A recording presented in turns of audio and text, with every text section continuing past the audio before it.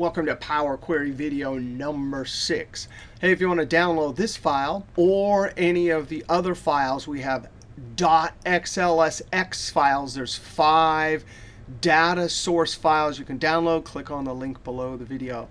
Hey, if you're not hanging out with Miguel Escobar at his blog or at his YouTube channel, you are missing out. He has been publishing some amazing Power Query tips lately.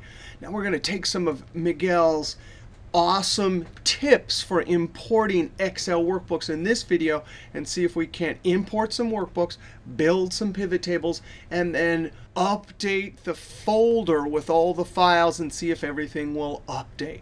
Now, over here, we're going to start with a single folder and 3 Excel files. Later, we'll add some more Excel files and see if it'll all update seamlessly. All right, so Power Query is the key here, and you got to download it. It works in Excel 2010 or 2013. We're going to go to Power Query from File, from Folder. Last couple of videos we've been doing this. We've been doing CSV files and text files, but here we're going to browse for Excel files. There's the one folder. In there is Excel files. We're going to click OK, click OK. We get a bunch of columns with information about the files. I want to come over here and name this Import Excel Files. Now, the only column we're going to need is content, so I'm going to right-click Remove Other Columns. And this is a binary file. We need to extract all of the Excel information out of it. So we're going to add a new column. Add Custom Column. Highlight this, and we'll call this Get Excel Data. And check this out. We're going to use Excel.Workbook. Open parentheses, double-click the content, and the Excel.Workbook will extract the Excel information from the content column. Click OK. Now, we don't need content anymore, so right-click Remove. We're going to expand using that side-to-side arrow there. Boop, and click OK. Now, there's the data we want. But the problem is if we look at this data, it has column headers in the first row. So we're going to add another column, Add Custom Column. And this one's going to be, I'm just going to call it No Headers.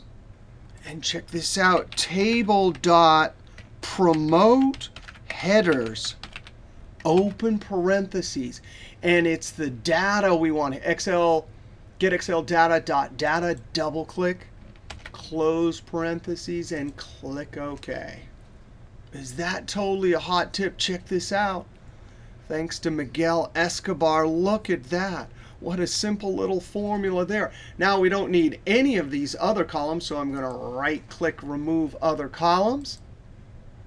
And now let's click this. And now check this out. We can uncheck Use Original Column Names as Prefix, and it will give us the actual field names as our headers.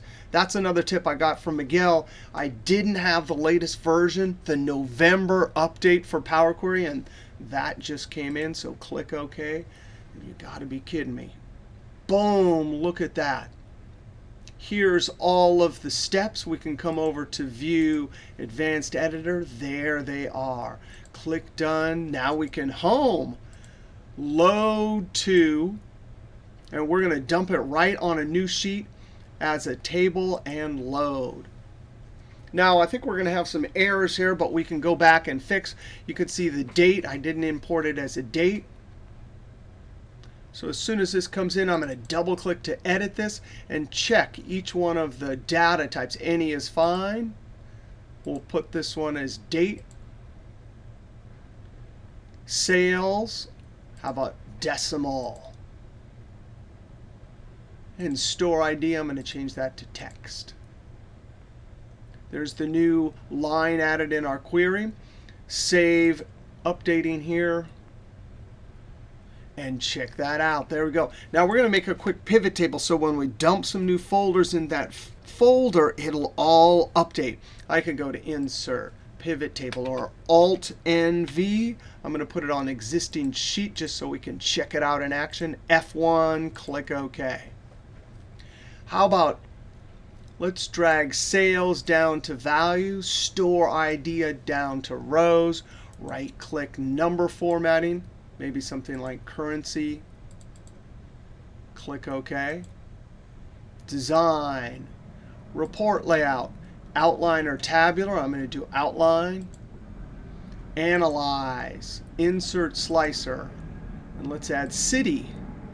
So we'll drag this up, and I'm going to leave some extra room so when this updates, it'll just be amazing. We'll get the new city names here. Now let's save this.